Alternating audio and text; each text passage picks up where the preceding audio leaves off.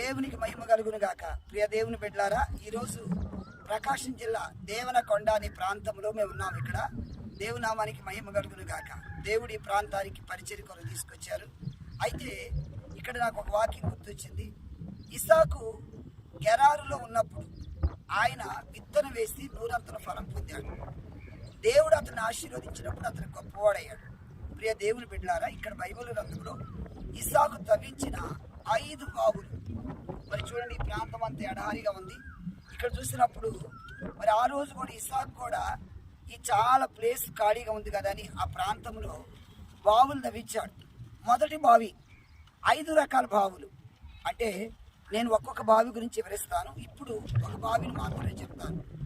ఇస్సాకు గెరారులో ఉండి ఆ బావి త్రవించినప్పుడు ఆయన ఎక్కడ అడుగు పెడితే అక్కడ దేవుని ఆశీర్వాదం, అక్కడ జలల గల నీళ్లు వచ్చాయి.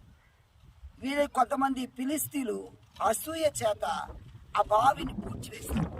అంటే ఆ మొదటి వాళ్ళలో ఎలాంటి మనసు వచ్చిందంటే అసూయ.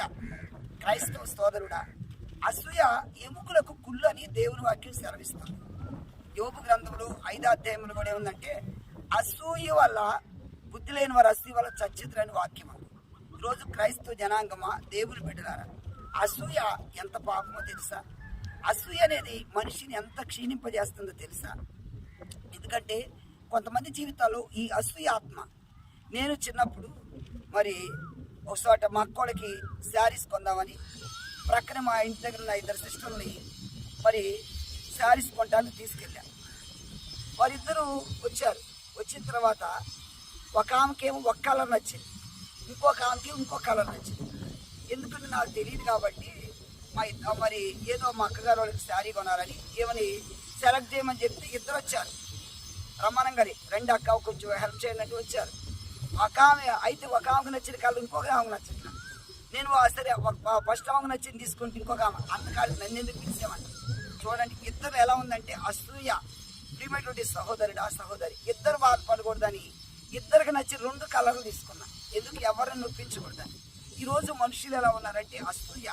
బైబిల్ గ్రంథంలో కూడా మనకు కనిపిస్తున్నారు. దావీదు మీద మరి సౌలు అసూయ చేత ఉన్నాడు. అందరూ దావీదుని మెచ్చుకుంటుంటే సౌలు తట్టుకోలేకపోయాడు. దావీదుకేమో మరి సౌలుకి 1000 కొలది, దావీదు 10,000 కొలది జయాలు పలికాడు. ఎందుకు? దావీదు గొలియాతును జయించినప్పుడు, గొలియాతును చంపినప్పుడు దావీదుకి మరి 10,000 కొలది స్థుతులు చెప్పేలేకే సౌలులో ఆనాటి నుండి అతని విషపు చూపు వచ్చి అసూయ ఆత్మ వచ్చింది. క్రైస్తవ సోదరుడా, ఎందుకు నీకు ఈ జీవితంలో అసూయ? చూడండి, అసూయ చేత బావులు త్రవ్విస్తుంటే ఇస్సాకు వీళ్ళు పూడ్చి వేస్తున్నారు. ఎవరు? వీళ్ళు ఫిలిస్తీన్లు.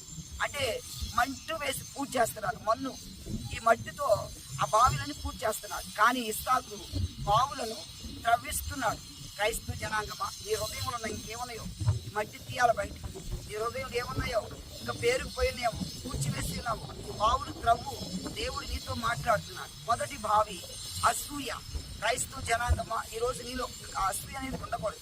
ఎందుకంటే యోసేపును గురించి సొంత అన్నదమ్ములే ఆదికాండం 37వ అధ్యాయంలో మరి సొంత అన్నదమ్ములు కూడా అసూయ